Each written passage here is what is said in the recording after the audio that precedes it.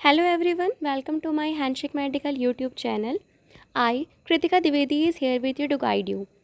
आज हम homeopathic pharmacy के एक बहुत ही छोटे से टॉपिक और इम्पॉर्टेंट टॉपिक को डिस्कस करेंगे। वो है मैसरेशन एंड परकोलेशन में डिफरेंस। ठीक है, ये बहुत ही छोटा टॉपिक है लेकिन ये एमसीक्यू में इसके क्वेश्चन हमेशा पूछे जाते हैं और ये इम्पॉर्टेंट पार्ट है। ठीक है, तो सबसे पहले मैसरेशन एक लॉन्ग प्रोसेस है। ठीक है, मैसरेशन क्या है? एक लॉन्ग प्रोसेस है। परकोलेशन क्या है? एक शॉर्ट प्रोसेस है। और मैसरेशन लॉन्ग प्रोसेस है। अब कितना लॉन्ग प्रोसेस है, इसमें कितना टाइम लगता है? तो मैसरेशन में 2 से 4 वीक का टाइम लगता है, ये ध्यान रखना है। और परकोलेशन में 24 आवर का टाइम लगता है। इसको हम कैसे याद रखें, कैसे रिमेंबर करें?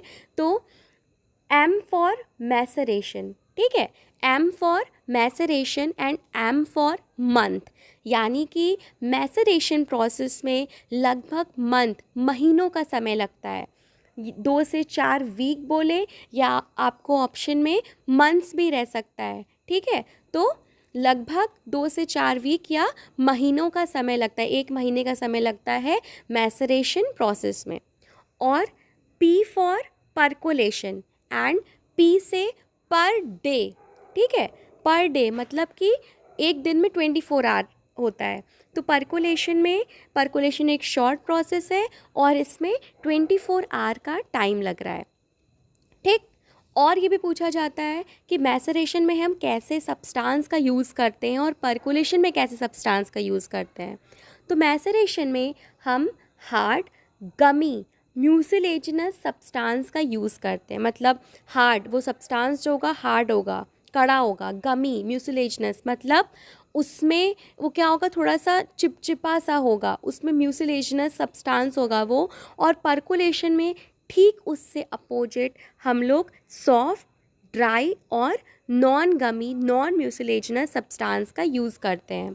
इसमें कन्फ्यूज़न हो जाता है कि किस में हम क्या यूज़ करते हैं। तो मैसरेशन में हम लोग हमेशा hard, gummy and mucilaginous drug substance का यूज़ करते हैं। और परकोलेशन में ठीक उससे opposite soft, dry, non gummy and non mucilaginous drug substance का हम लोग यूज़ करते हैं। मैसरेशन में हम सिर्फ और सिर्फ fresh animal and vegetable substance का यूज़ करते हैं, जबकि परकोलेशन में हम बोथ ड्राई और फ्रेश ड्रग सब्सटेंस का यूज़ कर सकते हैं। मैसरेशन में मदर टिंक्चर को हम डायरेक्टली ऑब्टेन नहीं कर सकते हैं, नहीं कर पाते हैं। मैसरेशन में ये बहुत इम्पॉर्टेंट है, ये वाला भी पॉइंट, कि मैसरेशन में हमेशा हमको फिल्टरेशन के पहले डिकेंटेशन करने की ज़रूरत पड़ती है।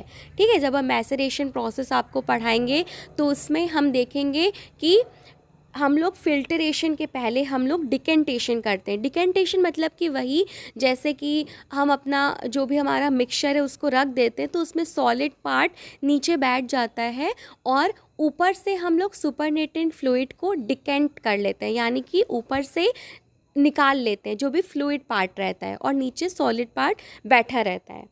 ठीक है, तो ये बहुत ही ज़्यादा इम्पॉर्टेंट पॉइंट है कि इसमें mother tincture can not be obtain directly and decantation has to be carried out before filtration. Filtration के पहले हमें डिकेंटेशन करना पड़ता है, जबकि परकोलेशन में ऐसा नहीं है। Decantation is not necessary before filtration, इसमें डिकेंटेशन की ज़रूरत नहीं पड़ती है फिल्ट्रेशन के पहले। ठीक है, मैसरेशन में menstruum is added to the drug substance, यानी कि हमें ड्रग सब्सटेंस में मेंस्ट्रुम अल्कोहल को ऐड करना पड़ता है। जबकि परकोलेशन प्रोसेस में क्या होता है, मैसरेशन पास हो जाता है ड्रग सब्सटेंस के साथ। ठीक है, तो ये बहुत ही इंपॉर्टेंट है मैसरेशन और परकोलेशन में डिफरेंस।